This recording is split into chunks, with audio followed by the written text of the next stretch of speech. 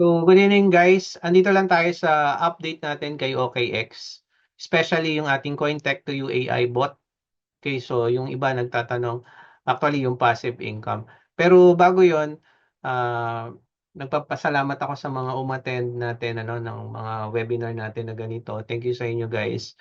Ngayon, update lang natin how strong yung ating supply and demand zone na tinuro natin kanina lang punta tayo bago tayo pumunta sa CoinTech to You.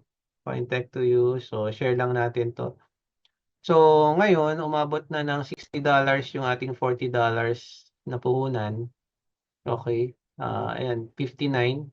Okay, 140. So, yung demand zone natin, kung makikita nyo, ano yung natin? 1, 2, 3, 4. 4 candles na aggressive na 1 hour. Nakita natin yan. So, gumawa tayo ng demand zone natin dito. So, yung demand zone na yan, nakita natin, inuntog lang to.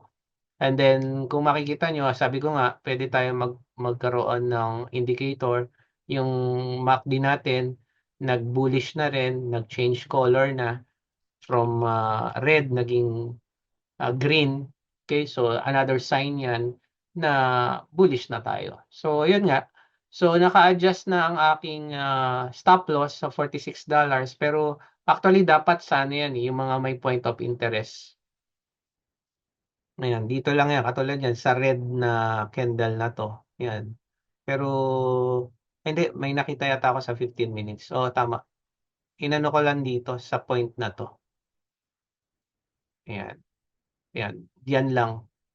Kung bababa man yan, pwede dyan. And let's see. Anyhow, so actually kaya tayo narito, gusto nating kamustahin. So, iba kasi ito kasi yung isa sa ah, pang spot ko. Okay, so gumawa ako ng sub account sa ating OKX. Okay, so ito yung ating sub account ng ating OKX. So 300 yan, pero kung makikita nyo, malakas-lakas yan. Okay, now, kung gagawin natin, huwag nyo kalilimutan na kumuha kayo ng CoinTech to You, no?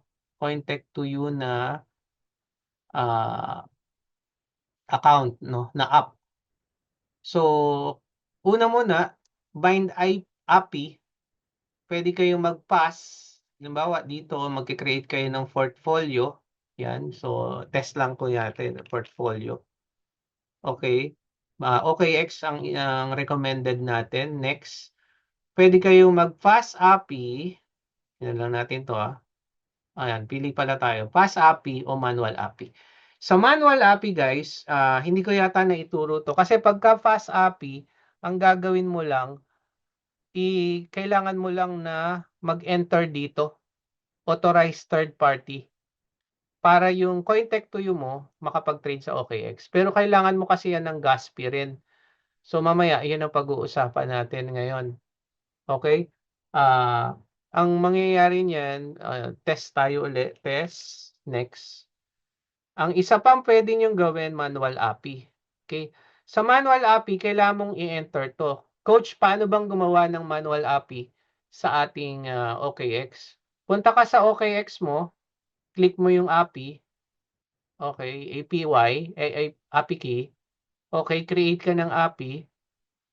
Okay. Ang gawin mo ay linking third-party app. Piliin mo ang CoinTech to You. Fast API. Yan lang. And then, dapat ito, read and trade. And then, gagawa ka ng meron kang passphrase mo. Ibig sabihin, parang password mo yan na ikaw lang nakakaalam para doon. Once na yan ay lumabas, guys, may ipapasok mo manually ang API key, secret key, tsaka yung ginawa mong passphrase dito. And then just click create portfolio. Ang mangyayari niyan, magte-trade na ang bot mo. Yan. Papakita ko sa inyo guys kung gaano kalakas to ha. Actually, merong isang talo to kasi nagtanggal ako ng coin na isa, masyado ng marami para sa 300. Okay? Ngayon tingnan niyo guys, kung gaano kalakas 'tong bot natin. So punta tayo sa analysis. Ito na pala meron. Futures analysis. May talo ba? Actually may isa. Ito. Manual ko kasing na-close yan. Dapat 100% yung win rate niyan. So kumita na tayo ng 800. Kailan lang tayo nagsimula? Sorry, $8. Nagsimula tayo ng March 15. So every day may $1 ka. Ibig sabihin, pagka mas malaki ang capital mo, mas malaki yung gain mo. Okay? Ngayon, kailangan mo kasing magkaroon ng risk management. To be honest, kailangan mo per 100, maximum 2 coins lang. 500, 5 coins. Mas maganda. Pinaka yun ang minimum mo. Okay? Ngayon, tingnan natin. Tingnan natin yung saan ba to? Order center yata eh. Okay, tingnan mo Tingnan mo ang position history niya. Panalo, panalo ng $0.07, $0.13, 9, 6, 1, lahat yan green. Isa lang kasi manually kinlose ko. Lahat yan green. Lahat yan green. Ito, tong isang to, dinilit ko na kasi si Cheese USDT kasi ang dami ko na masyadong coin. 6 yung tumatakbo kasi divide mo yan by 2 eh. 6 na coin yung pinili ko, 300 lang yan. Kasi plano ko nga dagdagan yan ng 200, 300 pa sa susunod na mga linggo. So, standby ko lang dahil naka-monitor naman ako. Pero makikita nyo kung gaano siya kalakas. Isa lang ang talo na manual close ko pa. Okay, manual close. Hindi ko nga alam kung paano ko makikita na ito ay manual close. Okay? Manual close yan. So, kung dito pa lang sa analysis niya, makikita mo na 1, 2, 3, 4, 5, 6, 7, 8, 9. Sa 9 days, kumita siya ng average $1. Nakuha nyo? Kumita siya ng $100. So, ang step lang yan, kung wala pa kayong OKX guys, kailangan nating mag-register sa OKX ng Asasi. And then sasama ko kayo sa GC, pero pwede nyo na rin kopyahin etong video na to kasi nandiyan yung step by step na pwede nyo gawin. Okay? So, una, ang step 1 natin, kailangan mong mag-register sa OKX.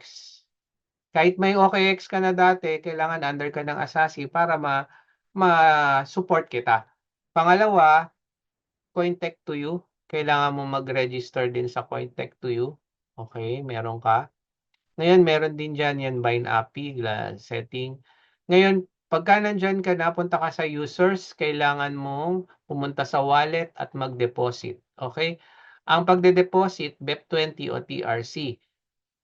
Hindi naman sobrang mahal yan. Yung iba nga, mali ang computation, sabi nila, parang, kasi pumapatak lang yan, parang ano lang 0.00 ang nababawas. Okay, ang nababawas diyan.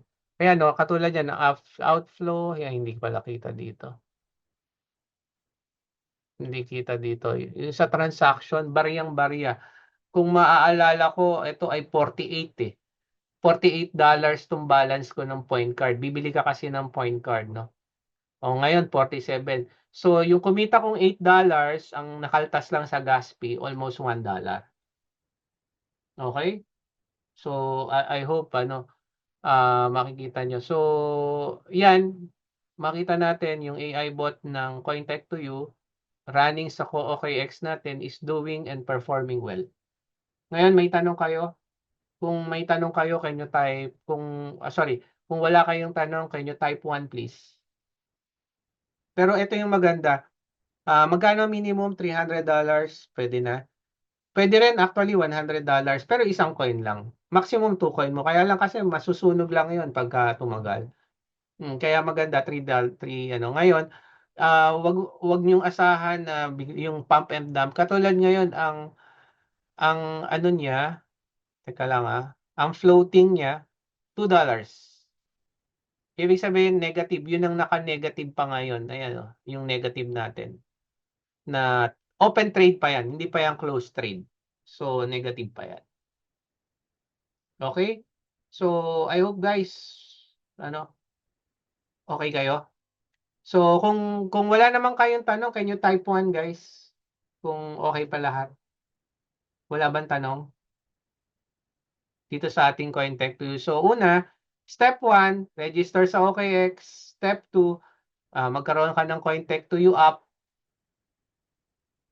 Tapos yung 3, i-bind mo yung API mo sa OKX mo. Okay? Tapos kailangan syempre mag-deposit ka ng at least $20 pang gas fee. Okay? Tapos yun na, make sure mo lang nasa hedge mode ka and then low risk setting ka. Yung pagse-setting guys, ito nga pala, pupunta ka lang sa futures, which na ituro na natin to. Punta ka sa market, quick setup. Okay, quick setup. Halimbawa, yan, pili ka ng coin mo. Okay, double click mo yan. Ayan, may warning siya kasi sobrang dami na ng coin ko. Wina-warningan na niya ako. Kasi ang mangyayari niyan, ayan no, nasa high risk na ako dito. So pagka ini-start mo yan, magte-trade uli yan ng mga bagong mong coin na pinili. Okay? So, ayan yung sa OKX natin na AI bot. So, maganda, nasa medium ka lang. Hanggang medium lang ang lagay mo. So, normally yan, kapag ka 300, kaya sobra to, dapat tong 300 na to, nasa 4 lang maximum ang pwede niyang i-coin. Pero ako, ginawa ko 6. Kasi nga, nakabantay naman tayo. So, yun lang guys, no? So, gusto kong tanong, do you have any question dito sa ating CoinTech to you OKX AI bot? Baka naman pwedeng pwede kayong lumitaw-litaw dyan. Okay? Klaro ba? Can you type 1 please? Kung klaro naman sa lahat. Okay, thank you Sir Milliard. Okay. So, yun lang guys, no? Yan yung OKX natin. Thank you Sir Gamaliel, Sir Dex. Mag-update lang tayo lagi. So, maganda, no? Maganda yung resulta nito. Dati na to, 2023 pa. Kaya lang, ginamit natin yung funds after some time. Kasi nga, naging risky rin dati pagka nag-pump. Pero kumita naman. Pero may mga nasunog kasi matigas ang ulo. Sino yung mga nasunog dito? Yun yung ang daming coin na ginawa. Pero 100 lang capital, 200. May 500 nga, tapos tinagtad mo naman ng ano. So, useless. May risk management din ng pagsa-set up po nito. Okay, so at least $100, maximum 2 coin, pero pinaka-safety is 1 coin. Ngayon, yun, laruin nyo. Pagka nakita nyo yung kanina, no? May nakita kayo kanina na at least pagka masyado na siyang risky, nagpupula siya, wag niyo nang ituloy na magdagdag ng coin na 'yon. So I hope guys at least na-update kayo dito sa ating OKX AI bot. Thank you again for attending the webinar and update sa ating OKX CoinTech to you AI bot. So maraming salamat guys. Kung may mga tanong pa, PM lang. And don't forget, no, panoorin nyo lang yung iba pang mga video natin. Pati yung mga tutorial, watch out for the next tutorial tayo. Okay, sa comment section ng mga recorded video, pwede kayong mag-request ng topic na gusto niyo. Okay, thank you guys. Good night.